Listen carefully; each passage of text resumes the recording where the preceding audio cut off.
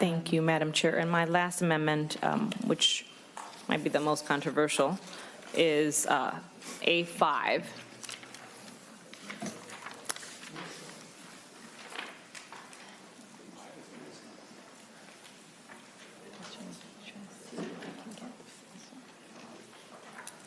And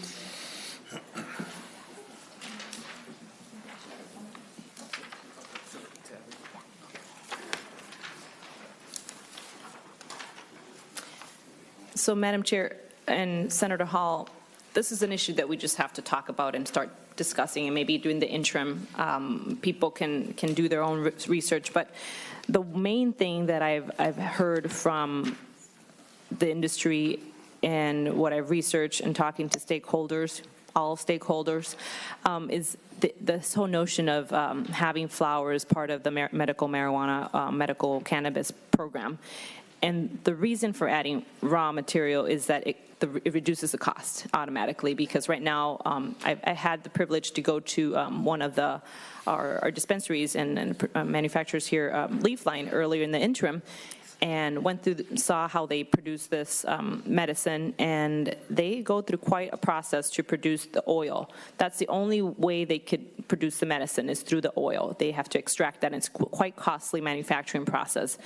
By allowing for flower, which doesn't require that extensive manufacturing process, and it actually has lower THC levels, and if I'm mistaken by that, please, those who are experts in cannabis, please correct me, that automatically allows for production of more affordable cannabis. And there's two states, that have recently passed similar legislation on this, and it's Pennsylvania and Florida.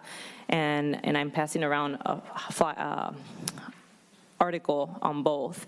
And if you look at Pennsylvania, it quotes that the price point for the flower will be less than the concentrates, because it doesn't have to go through additional processing. And they explicitly prohibit fully burning it, only vaporizing. So this amendment in essence would only allow for the vaporization, only as the only approved method of consuming it. And that this would also hope to further drop the price of the medical program. I think we should discuss it, we should think about it, we should do further research on it over the interim and of the merits of this. I just wanted to bring it up because it's been by far the #1 area that I've heard would help with the affordability piece. It would be in containers just like the medical program. It would be very restricted and so forth. But when it comes to the cost, I can't find any other effective tool other than allowing for this, and other states are looking into that. And as people can get more, and legislators can get more comfortable on this subject, maybe that's the future of something that we consider strongly. But I'll leave it up for Senator Hall to also opine, and other members for discussion.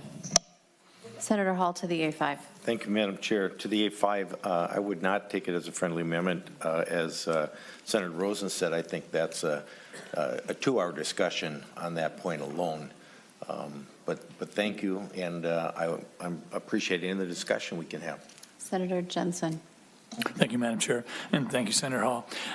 If I could ask the testifier, Mr. DeForest, if you look at that amendment and just look at a few lines before it, I know that it's not being revised, but where it says medical cannabis, under line 1.5, it says medical cannabis means any species of the genus cannabis plant or any mixture or preparation of them, including whole plant extract.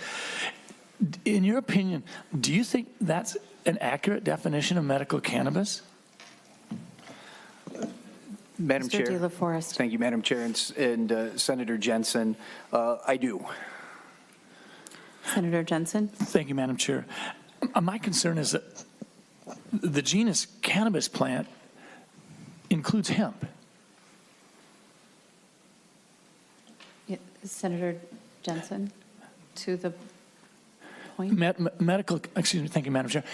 Mr. DeForest, maybe I just have a misunderstanding, and please, and thank you for educating me.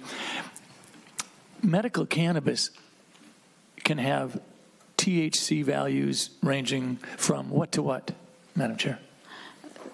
Mr. De La Forest. Madam Chair, thank you. And Senator Jensen, it can range all the way from theoretically 0 up to a high level. And so maybe a way to think about it, and certainly I do not have formal training, I'm just a liberal arts guy in this area, but hemp is, if you will, a sibling or a cousin. I mean, they're part of the same family. So to be clear, right now today, the 2 licensed manufacturers, we do grow what can be described as hemp at our facilities and synthesize it because it has such low THC.